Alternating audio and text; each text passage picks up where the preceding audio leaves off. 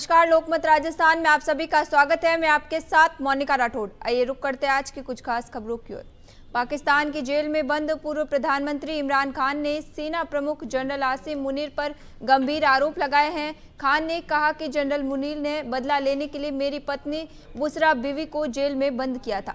इमरान ने अपने x post में कहा कि जब मैंने प्रधानमंत्री रहते हुए आसिम मुनीर को आईएसआई चीफ के पद से हटाया तो उन्होंने मेरी पत्नी बुसारा बीबी से संपर्क करने की कोशिश की, लेकिन बुसरा ने साफ मना कर दिया और कहा कि वह ऐसे मामलों में नहीं पड़ती है। इसके बाद उन्हें एक के बाद एक झूठे मामलों में फंसाया जा रहा है। वह एक हाउसवाइफ है, उनका राजनीति से कोई लेना देना नहीं है। मुझे पिछले 4 हफ्तों से उनसे मिलने की इजाजत भी नहीं दी गई है। पाकिस्तान के एक आधिकारिक दस्तावेज ने खुलासा किया है कि भारत ने ऑपरेशन सिंदूर के दौरान पाकिस्तान में कई ऐसे ठिकानों पर हमला किया था जिनका भारतीय वायुसेना या सैन्य अधिकारियों ने जिक्र नहीं किया था। ये जानकारी पाकिस्तान के ऑपरेशन बुनियान उन मारसूस से जुड़े दस्तावेज में सामने आई है। पाकिस्तान की तरफ से जारी दस्तावेज के मुताबिक भारत ने पेशावर, जंग, सिंध, पंजाब, बहावलनगर, अटक और चोर पर भी हमले किए थे। एक्सपर्ट्स का मानना है कि भारतीय सेना ने जानबूझकर इन ठिकानों के बारे में जानकारी नहीं दी।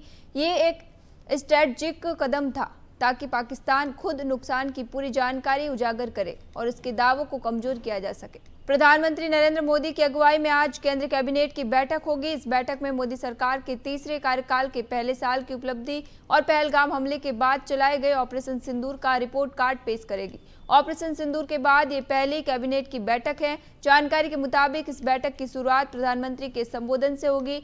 इसके बाद सभी अहम मंत्रालय 1 साल के कामकाज का ब्यौरा रखेंगे। बैठक के दौरान कैबिनेट सचिव डॉक्टर टीवी सोमनाथन 1 साल के कार्यकाल में लिए गए महत्वपूर्ण फैसले और डेवलपमेंट प्रोजेक्ट्स का रिपोर्ट कार्ड पेश करेंगे।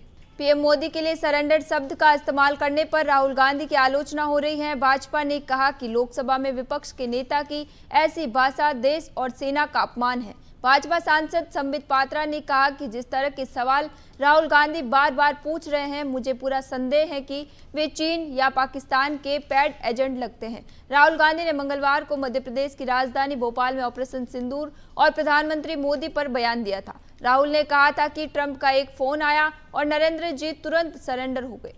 वृंदावन के प्रस्तावित बांके बिहारी कॉरिडोर को लेकर शंकराचार्य स्वामी अविमुक्तेश्वरानंद बेहद नाराज नजर आ रहे हैं। उन्होंने कहा कि ये हमारी धार्मिक मान्यताएं तोड़ने जैसा है। अगर ठाकुर जी के मंदिर में कोई निर्माण करना है तो सबसे पहले वहां के धर्माचार्य से पूछना चाहिए, लेकिन सरकार अपनी योजना लेकर सीधा मंदिर में प्रवेश कर रही है। सुविधा व्यवस्थाएं बढ़ाने के नाम पर इस प्रकार से मंदिर को सरकारी कब्जे में लेना सनातनी मर्यादा को तोड़ने जैसा होगा। इससे पहले भी हमने वाराणसी में देखा कि कॉरिडोर के नाम वहां कैसे धार्मिक मान्यताओं को तोड़ा गया। भगवान के मंदिर के पास तक राजनेताओं के वाहन खड़े हो रहे हैं, क्या ये उचित है? वहीं अविमुक्तेश्वरानंद ने सांसद हेमा मालिनी द्वारा बांके बिहारी कॉरिडोर का समर्थन करने पर कहा कि वे मुसलमान हैं, उनको धर्म का ज्ञान नहीं है। रतलाम झाबुआ स्टेट हाईवे पर सड़क हादसे में 9 लोगों की जान चली गई। यह हादसा तब हुआ जब एक सीमेंट से भरा टैंकर ट्रेलर एक मारुति इको वैन पर पलट गया। वैन में 11 लोग सवार थे। ये घटना देर रात हुई। मरने वाले लोग शिवगढ़, देवीगढ़ और मोवड़ा गांव के रहने वाले थे। यह हादसा संजेली रेलवे फाटक पर बन रहे रेलवे ओवरब्रिज के पास हुआ। एक तेज रफ्तार ट्रेलर अनियंत्रित होकर मारुति इको वैन पर पलट गया। वैन में सवार 11 लोगों में से 9 की मौके पर ही मौत हो गई, बाकी 2 लोग गंभीर रूप से घायल हो गए। इंडियन प्रीमियर लीग 2025 को नया चैंपियन मिल चुका है। रॉयल चैलेंजर्स बेंगलुरु ने पंजाब किंग्स को 6 रन से हराते हुए 18वें सीजन का टाइटल जीता। आरसीबी ने पहली बार आईपीएल टाइटल जीता, लेकिन पंजाब की ट्रॉफी जीतने का इंतजार बढ़ गया। खिताब जीतने पर आरसीबी को चमचमाती ट्रॉफी के साथ 20 करोड़ रुपए की विनिंग प्राइज मिली, जबकि रनर अब पंजाब को 12.5 करोड़ रुपए से संतोष करना पड़ा। तीसरे स्थान पर रही मुंबई इंडियंस को 7 और चौथे नंबर की टीम गुजरात टाइटंस को 6.50 करोड़ रुपए मिले। सीजन में सबसे ज्यादा 759 रन बनाने वाले गुजरात के साई सुदर्शन को ऑरेंज कैप दी गई, जबकि सबसे ज्यादा 25 विकेट लेने वाले प्रसिद्ध कृष्णा को पर्पल कैप मिली। 14 साल के Vaibhav Suryavanshi super striker of season चुने गए।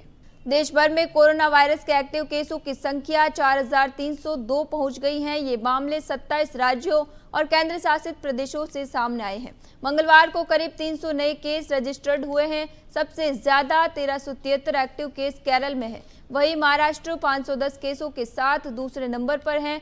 कोरोना के नए वेरिएंट से जनवरी से अब तक देश में 44 मौतें हो चुकी हैं। इनमें से 37 मरीजों की मौत बीते 5 दिन में हुई है। इसके अलावा बीते दिन दिल्ली, गुजरात और तमिलनाडु में भी एक मौतें हुई हैं। हिमाचल प्रदेश में मंगलवार को कोरोना का पहला मामला सामने आया। इसके बाद राज्य सरकार ने देर रात एडवाइजरी जारी कर सभी हॉस्पिटल में मास्क पहनना अनिवार्य कर दिया। फिलहाल के लिए इतना ही, फिर लौटेंगे एक नए सच के साथ। तब तक के लिए दीजिए इजाजत। नमस्कार।